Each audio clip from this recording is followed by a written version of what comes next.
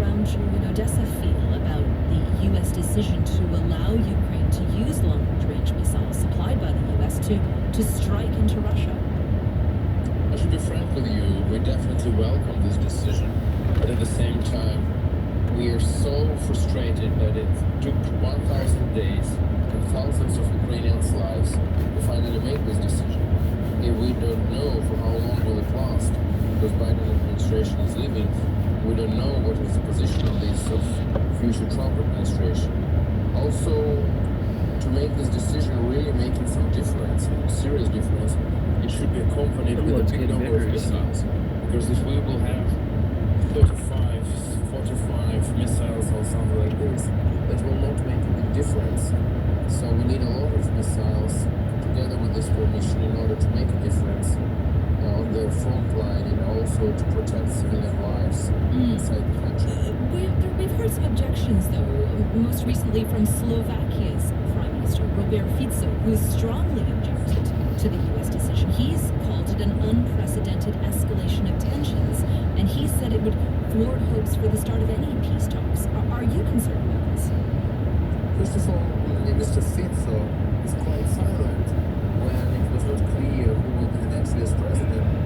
Now he is so brave to criticize Biden. Mr. Fico is, unfortunately, he's playing Russian games. That is very unfortunate, but it's fact. I don't know what escalation we're talking about. Russia is using everything to kill us, our allies, and I just want to remind you that the United States and United Kingdom were two countries which pressed Ukraine 30 years ago to give up our nukes to Russia, for the first time in human history. And instead of this, we received some paper which was called Security Guarantees, Budapest Memorandum. But it happens that, sorry, we can take this paper only to toilet. So I think that if the world wants to have international order, if the world, United States and United Kingdom especially, wants to show that they respect the agreements and the deals which were made, we should be helped in all possible way. Alexei Goncharенko, thank you. Alexei Goncharenko is a Ukrainian parliament. Well, let's get some reaction from Russia. My NewsHour colleague Tim Fritz spoke to Maria Butina. She's currently an MP with the governing United Russia Party. She used to be based in the U.S. and she served a short prison sentence after being convicted of trying to infiltrate U.S. political groups. What did she make of yesterday's U.S. decision? I don't think that the world today needs another escalation, another step to the potentially starting the Third World War. And while the United States is playing their little games in politics, they actually push the world to a very dangerous red line. Now I see just one guy going crazy and his people going crazy just because they lost the elections. So that's nothing to do with Russia, actually. This is the revenge to Trump, and this is an attempt to escalate as much as possible. So Trump is not able to keep the promise to stop the war. That's stupid. But if you say that it takes the world closer to World War III, what in that case do you think the Russian response will be or should be?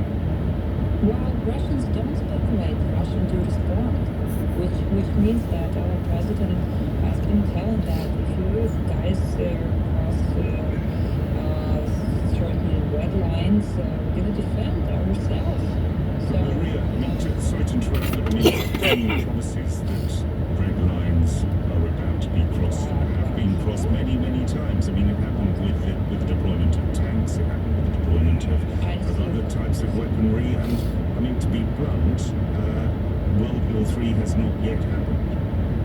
Okay, well, in your words, I can hear that you probably wish it to happen. I hope it's not so, if I'm not mistaken here. But anyway, this is indeed the issue between Russia and Ukraine.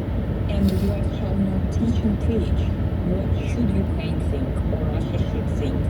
This is just not their business. They're on another continent, and I view our country deeply touched in a close, possibly, hopefully, someday in union with Europe, because this is our land, that's not their land. And now we're letting them guys in their dirty shoes to step into our land to steal our people, our manufacturing, our philosophy, our people, and everything we have. Maria, with the greatest respect, it's not your land, though. I mean, it's an internationally recognized border, and paragraph 4, article 2 of the founding charter of the United Nations says all members shall refrain from the use of force against the territorial integrity of any state. I mean, you can say you have reason, but by whatever measure, that is something that Russia did.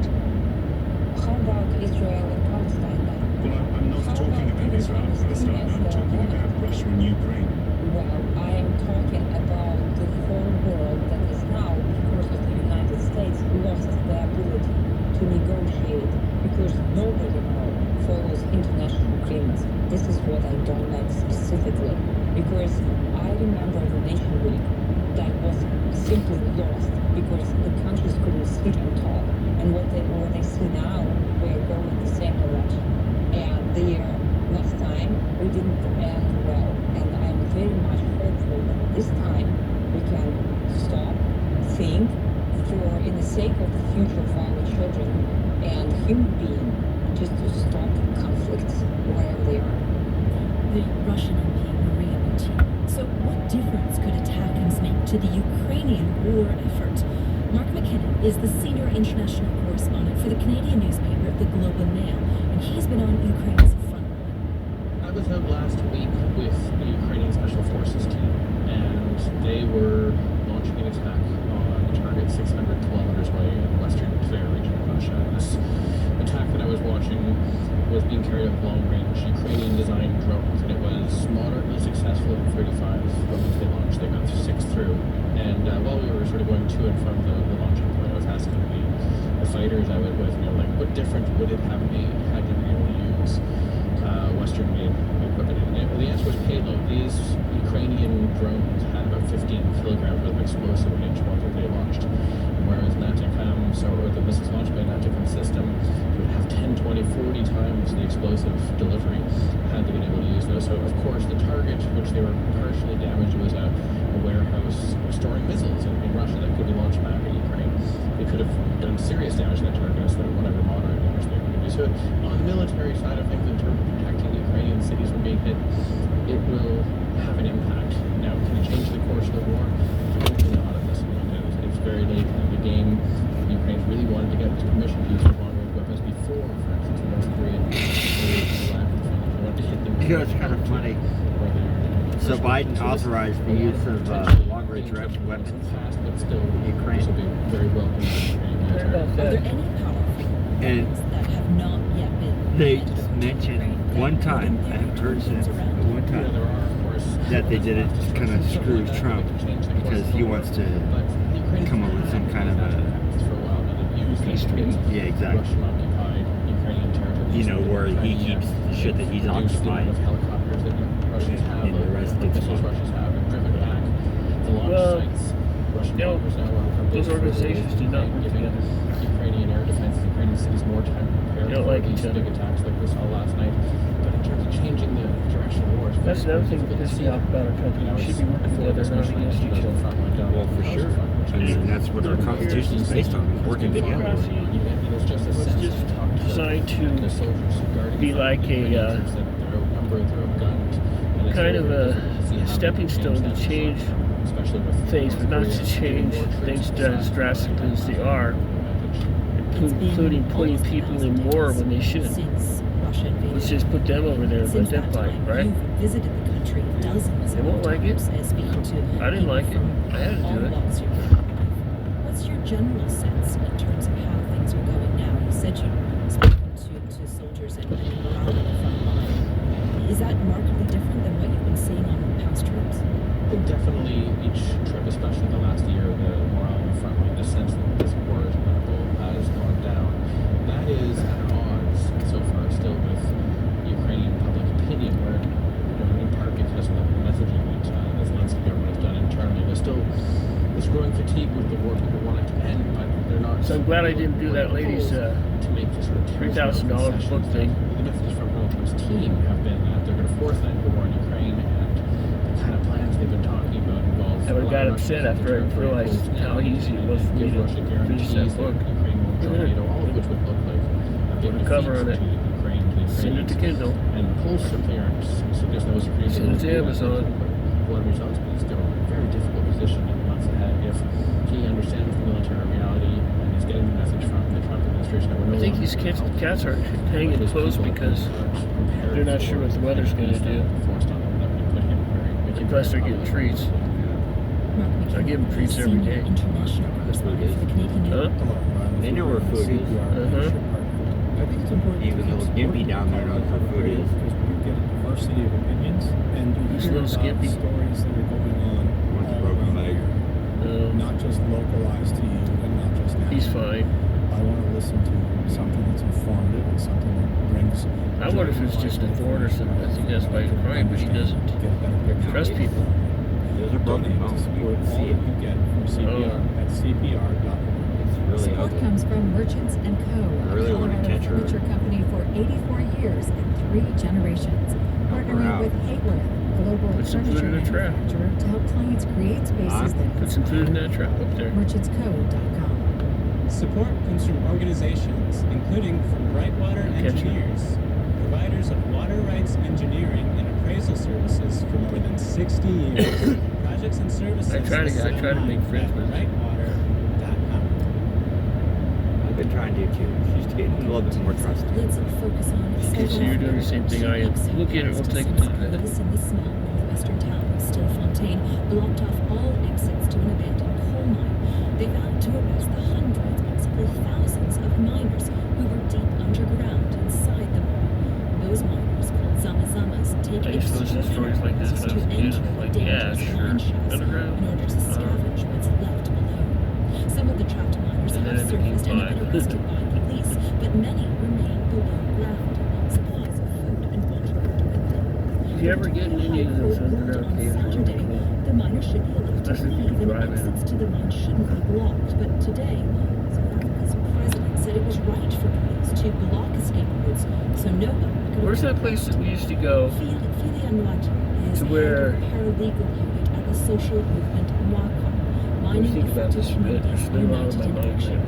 She gave me the latest Where is updates. that? There are a lot of people who are Let's see. dehydrated at I the said, let me moment. think about it for a while. There's a lot of my mind. Look, Out there's their chronic a, medications.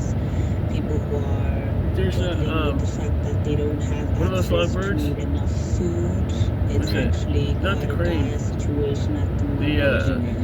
The, huh? Rescue services Pelican? need The big 3 bill? to 4 Pigeon. days to set up Look at it, see it? rigging to Right on the extract fence. people from underground. In your mirror. So there's just not enough urgency to Doesn't that look like a bird? get people Not out that one. from the shaft.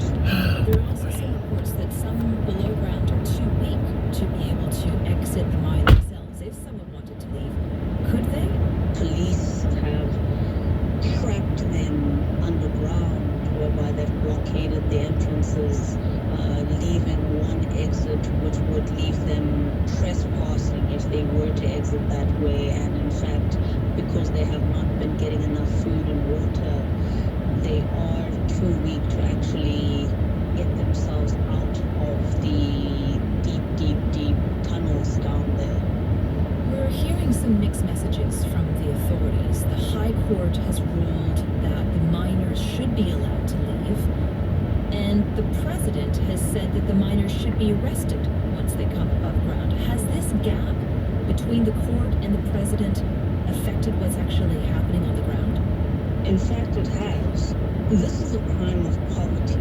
We cannot be criminalizing people who are poor. The people who are artisanal miners are Looks like a pelican. trying to make a living for themselves, and these minerals make I their don't see way them. into the formal market in any case.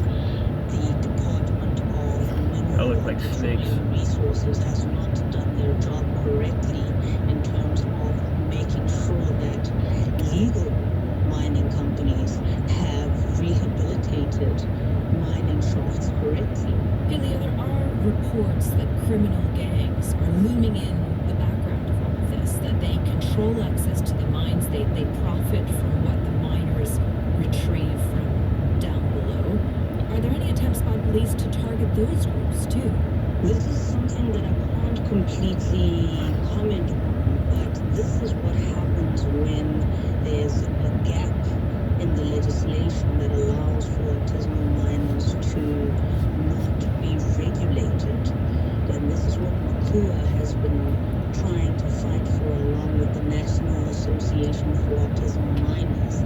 We have been saying that the Department of Mineral and Petroleum Resources should include artisanal miners in the framework of Do you the feel better? Mineral and Petroleum Resources Development Act, No. so that this Did you area call the doctor? can be legislated. Should it not be legislated, it allows for a criminal element to creep in. Do you have any clear estimate of how many miners are still underground? It's not clear at this stage, but it can certainly be said that it's more than 1,000 miners. It's very difficult to say how many people are stuck there, especially because many of them are so weak and frail at this stage in the game. So they got stuff down there? Mining affected communities in action. Well, the government cracked down on illegal miners. And apparently there's a bunch of them trapped To underground Pakistan, still. where That over don't the want to come out last because 2 they don't want to weeks, get arrested. the country's second biggest That's kinda city messed up. has been cloaked under unprecedented levels of air pollution. Clouds have been so thick they have been visible from space. Schools, universities, and parks have been closed, construction stopped, and the lockdown planned in an attempt to try to limit the Oh, how about some of those, Our Pakistan correspondent that yellow Karen stuff we Davies bought? went to Lahore to see what life's like in the city that now. sound good? That yellow stuff we bought? Sure, baby. Can I crap on it too? No, because then it wouldn't be yellow. I don't understand. In the last 2 weeks, air quality has hit unprecedented toxic Ravioli levels here. is what it was, right? Some, like rickshaw driver Asif Ali, say they cannot escape it. You want to go to Walmart and get some chicken? Because we have children. We stay home. What we do. Not at 1:30, are you Huh? kidding? Not at 1:30, are you kidding? That place is going to be slammed. Yes, dear. We need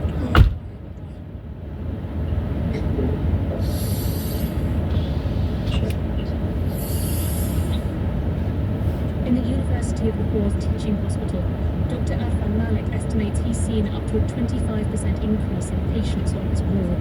These outpatient hospitals have been increase in personal shortness of breath, and they are having classical asthmatics. And remember one thing, they are almost Sounds good, fine. Sounds fine, baby. It He's sounds worried good. winter is almost here. Put a little olive oil on top of them when you cook them. Major cities of Pakistan. So coal-based along with smoke is a nuclear weapon, and I'm expecting that there will be significant surge in the respiratory diseases. Lahore's markets are far from empty, but some I have do no that choice too. but to stay inside. Gotta break them up. Iram Adnan has 3 children, 2 with special needs. Cough is not going. Everyone has in our home is having cough, and these 2 kids are more affected with smoke as compared to the other people in the home. The kids with special needs have no immunity. Very good. 3 to 1. Finish line. Schools are closed, so are the parks. Iram keeps the children occupied with indoor board games, but it's difficult. They are deeply disturbed by all this Haka's witness because they don't have anything to do. It is very difficult to survive in this environment, and we are thinking that it's high time to shift somewhere because every day we are affected by it. Pakistan sees smog most years. The provincial government insists it was trying to control it, but hadn't prepared for this level, says Raja Jahangir Anwar, the environment minister in the Punjab government. Air quality index is beyond our control, and I must admit that it is actually a surprise for us. We were not ready to face such kind of surge in AQI. The whole of the government is actually working towards mitigation of smog. We know that this is a long battle. Pakistan's pollution problem has not come out of thin air. It's built up over years. Change will take money and political will. If they fail, millions may stay trapped in these toxic clouds. Pakistan correspondent Caroline Davies reporting from smoggy. Lots more to come on the news hour. Please stay with us.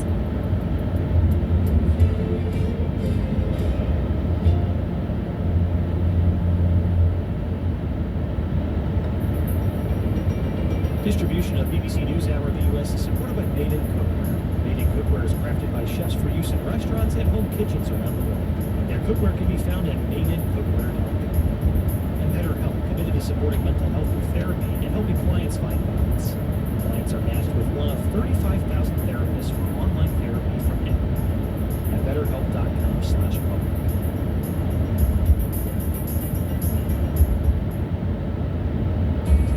A Ukrainian soldier and his wife talk of 1,000 days of war on the next morning edition from NPR News. Listen here on CPR News and KRCC. More new music, more Colorado music, more music, period. Discover music at Indie 1023.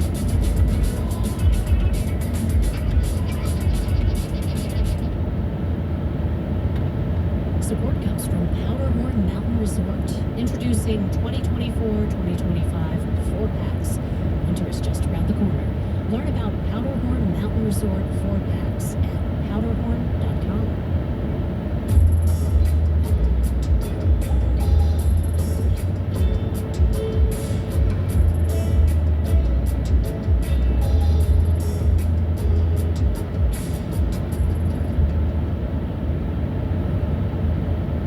BBC News. Some European countries have given a mixed response to President Biden's decision to allow American long-range missiles to be fired from Ukraine into Russia.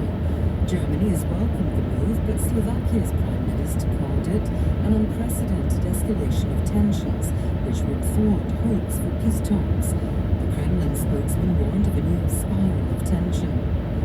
Brazil's President Luiz Inácio Lula da Silva has told world leaders that global hunger shapes humanity.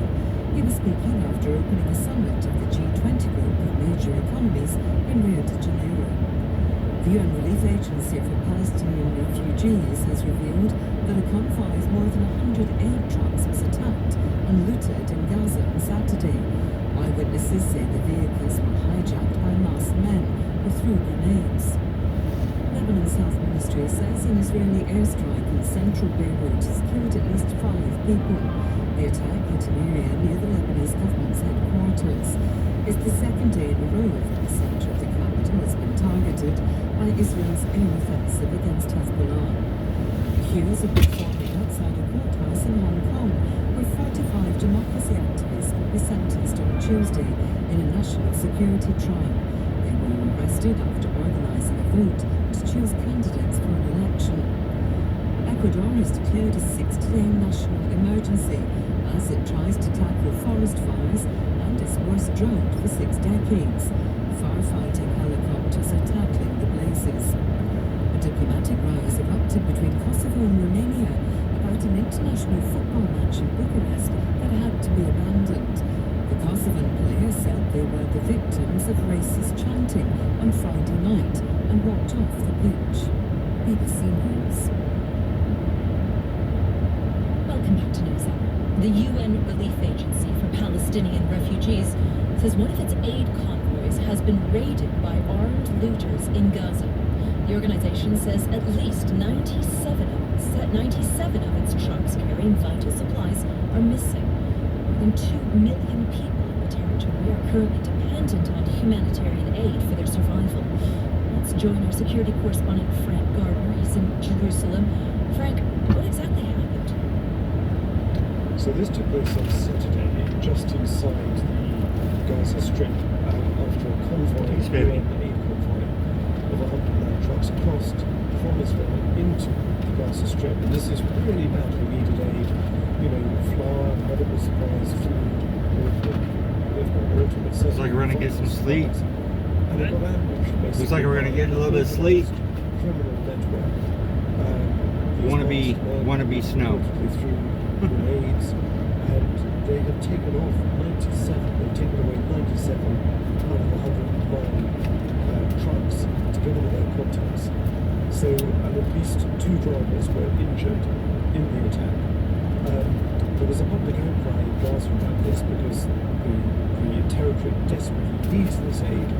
The problem is, of course, that who was providing security in Gaza before October the 7th, was a murderous raid last year?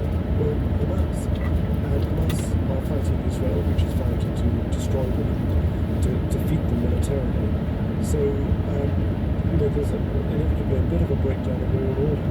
Nevertheless, the surviving members of Hamas got together with some of the local tribes I wonder if they these places that are needing all this aid and everything, I wonder if they just flooded them enough to where they flooded them with the aid enough to where even the bad guys would have enough to support themselves if it would stop, so at least the citizens and people that aren't involved in it would.